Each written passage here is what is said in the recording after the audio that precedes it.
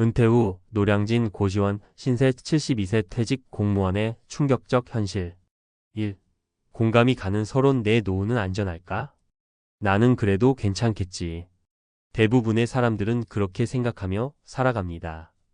직장 생활을 하면서 매달 월급이 들어오고 어느 정도 연금도 준비되어 있다면 은퇴 후에도 크게 걱정할 일이 없을 것 같죠.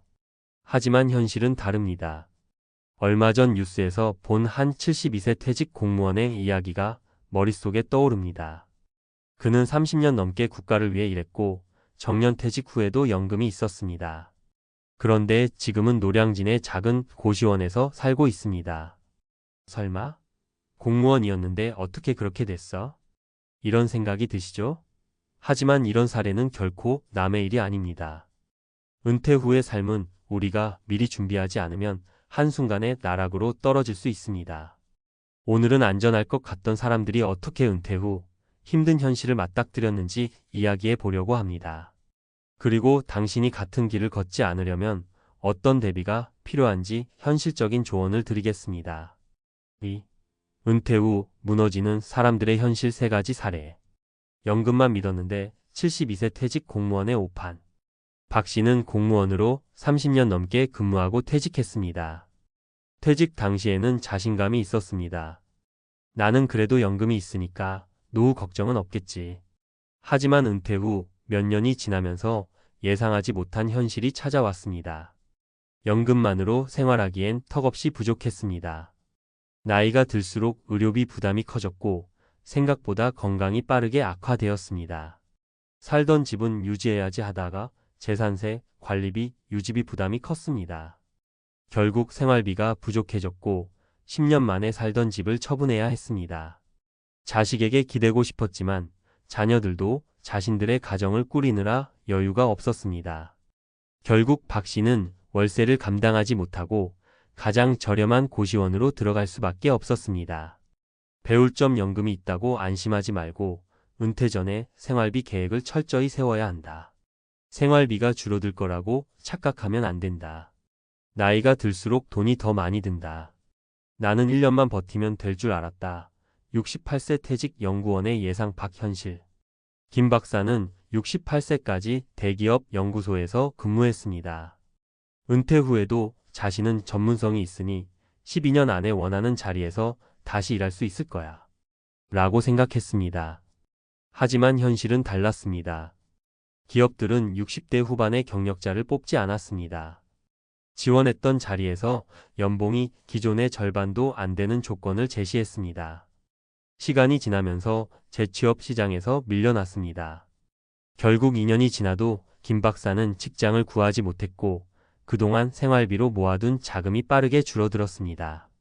더 이상 월세를 감당할 수 없어 지방의 작은 원룸으로 이사했습니다. 배울 점 은퇴 후에도 일할 수 있겠지라고 막연하게 생각하지 말고 현실적으로 어떤 일을 할 수 있을지 미리 준비해야 한다. 60대가 되면 일자리 기회가 크게 줄어든다. 자식 뒷바라지 하다가 정작 내 노후가 사라졌다. 조 씨 71세는 평생을 자녀들에게 헌신하며 살았습니다. 나는 힘들어도 우리 애들만 잘 되면 돼. 그렇게 생각하며 퇴직금과 노후 자금을 아낌없이 자녀들에게 써왔습니다. 첫째가 대학 등록금을 낼 때 부모가 도와야지. 둘째가 결혼할 때 집값이 너무 비싸니 도와줘야지. 셋째가 사업하다가 망했을 때 우리 아들이니까 도와야지. 그렇게 자녀들에게 돈을 모두 써버리고 나니 정작 본인의 노후는 남은 게 없었습니다. 자녀들도 처음엔 고마워했지만 시간이 지나면서 부모가 생활비를 기대하면 부담스러워했습니다. 결국 조 씨는 형편이 어려운 노인들을 위한 쉼터를 찾아야 했습니다. 배울 점 자식 뒷바라지보다 내 노후가 우선이다. 노후 자금을 쓰고 나면 다시 모으기 어렵다. 아이들은 언젠가 독립해야 하고 부모도 스스로의 노후를 지켜야 한다. 3. 그렇다면 우리는 어떻게 준비해야 할까? 이제 당신은 알게 되었습니다. 노후는 막연한 희망으로 버틸 수 없습니다. 그렇다면 우리는 어떻게 준비해야 할까요? 1. 연금만 믿지 말고 추가 소득원을 만들자. 연금만으로 생활하는 것은 현실적으로 어렵습니다. 노후에도 작게라도 돈이 들어오는 구조를 만들어야 합니다. 자격증 취득 후 컨설팅이나 강의, 소규모 온라인 사업, 유튜브, 블로그, SNS 활용. 이 집을 유지할 수 있는지 냉정하게 판단하자. 집을 유지하는 것이 부담이 된다면 미리 작은 집으로 옮겨 비용을 줄이는 것도 방법입니다. 주택연금 등의 방법을 고려해 볼 수도 있습니다. 3. 자녀에게 너무 의존하지 말자. 자녀도 언젠가는 자신의 삶을 살아야 합니다. 부모가 노후를 스스로 준비해야 자녀에게 부담을 주지 않습니다. 나는 자식에게 기대지 않는다. 라는 마인드로 준비해야 합니다. 4. 건강이 곧 돈이다. 병원비가 가장 큰 지출 중 하나입니다. 건강을 유지하는 것만으로도 큰 경제적 부담을 줄일 수 있습니다. 4. 결론 지금 준비하지 않으면 미래는 더 힘들어진다.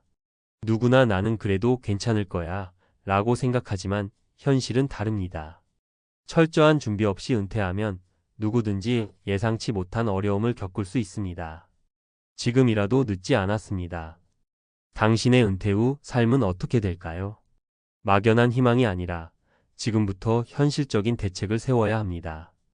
연금 외 추가 소득원 확보, 지출 관리 앤드 생활비 조정, 자녀에게 기대지 않기, 건강 유지로 의료비 줄이기. 미래의 나를 지키는 것은 바로 오늘의 나입니다. 당신의 은퇴 후 삶이 노량진 고시원에서 끝나지 않도록 지금부터 준비하세요. 은퇴 후 노량진 고시원 신세 72세 퇴직 공무원의 충격적 현실. 이어지는 내용. 5. 은퇴 후 경제적 하락을 막기 위한 과학적, 논리적 접근. 우리는 앞선 사례들을 통해 연금만으로는 부족하다. 재취업이 어렵다. 자녀에게 의존하면 위험하다는 현실을 확인했습니다.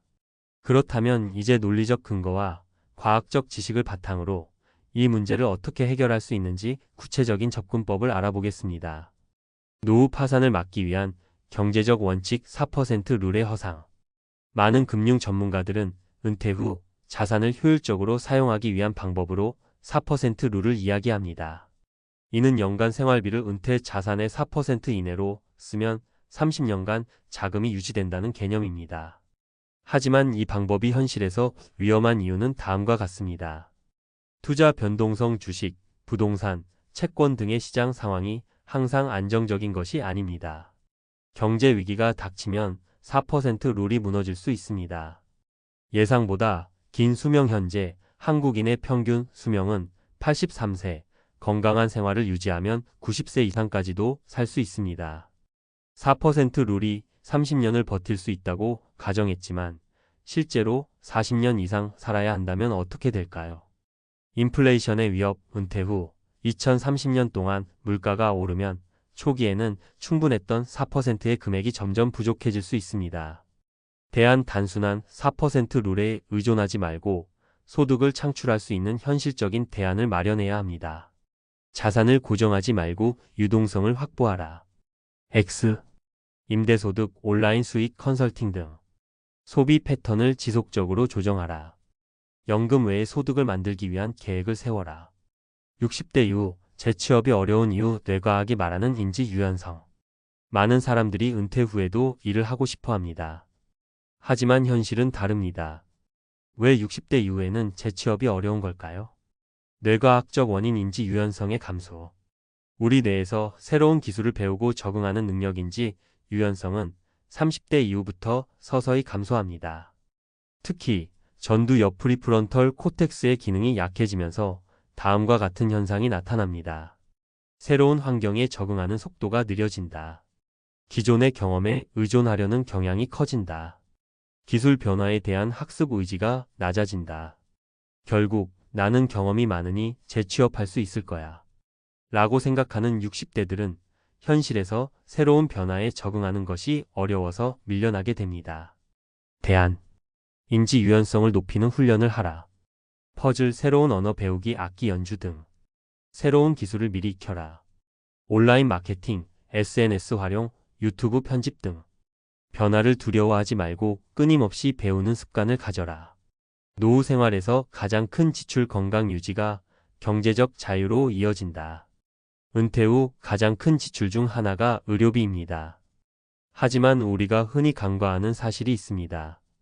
건강한 사람은 돈이 덜 든다. 대한민국 건강보험심사평가원의 연구에 따르면 만성질환을 가진 사람들은 은퇴 후 평균 의료비 지출이 3배 이상 높아집니다. 질병별 연평균 의료비 증가율. 당뇨병 연평균 200만원, 500만원 증가 가능. 고혈압 연평균 150만원, 400만원 증가 가능. 치매 연평균 500만원, 1000만원 증가 가능. 이런 지출을 막기 위해서는 예방이 최선입니다. 나는 건강하니까 괜찮아. 절대 안심하지 말 것. 60세 이후 건강관리 습관이 경제적 독립과 직결됩니다. 운동을 하면 실제로 의료비가 절감된다. 하루 30분씩 걷기 운동을 하는 사람은 심혈관계 질환 발병률이 40% 낮아짐. 근력 운동을 병행하면 골다공증과 낙상 위험이 50% 감소. 대안. 건강 유지 돈을 버는 것과 같다는 마인드를 가질 것. 매일 30분 이상의 유산소 운동을 습관화할 것. 근력 운동을 병행하여 근감소증을 예방할 것. 6. 결론. 당신의 은퇴는 고시원이 아닌 자유가 되어야 한다. 우리는 퇴직 후의 삶을 미리 준비하지 않으면 누구든지 경제적 위기에 직면할 수 있다는 것을 확인했습니다. 정리하자면 연금만 믿지 말고 추가적인 소득원을 확보해야 한다. 뇌의 인지 유연성을 높여 변화에 적응할 수 있도록 준비해야 한다. 건강 관리를 철저히 해서 의료비 지출을 줄여야 한다. 당신은 어떤 선택을 할 것인가? 지금은 괜찮으니까 괜찮겠지. 나중에 생각해도 되겠지. 내 자식이 도와주겠지. 이런 생각들이 당신을 노량진 고시원으로 몰아넣을 수도 있습니다. 이제는 스스로 물어봐야 합니다. 나는 내 노후를 어떻게 준비할 것인가? 지금부터라도 작은 변화를 시작한다면 당신의 은퇴 후 삶은 완전히 달라질 수 있습니다. 오늘이 가장 빠른 날입니다. 당신의 미래는 당신의 손에 달려 있습니다.